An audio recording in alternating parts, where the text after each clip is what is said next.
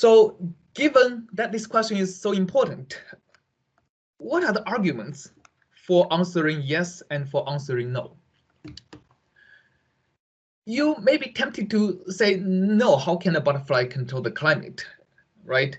There is a lot of theoretical studies and experimental evidence for the concept of egodicity. I'm going to explain that later. That gives a no answer to the question. There is also a very strong argument based on shadowing. And that's actually the answer people usually provide. I mean, I see a lot of people provide when asked the question, why do we trust the numerical simulations, although we know that a numerical simulation cannot reproduce a real flow field because of the butterfly effect, right?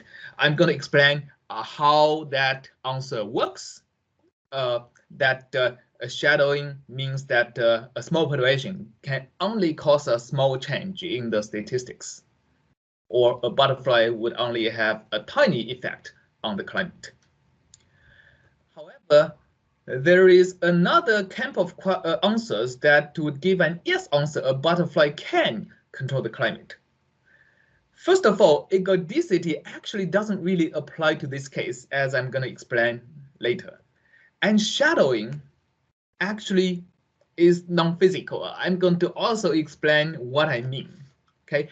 Third of all, there is actually evidence in model systems that you can make a tiny perturbation and cause the climate to change dramatically, disproportionately, compared to the amount of perturbation you put into the system. It's very similar to the kind of butterfly effect on the weather, but it is actually on the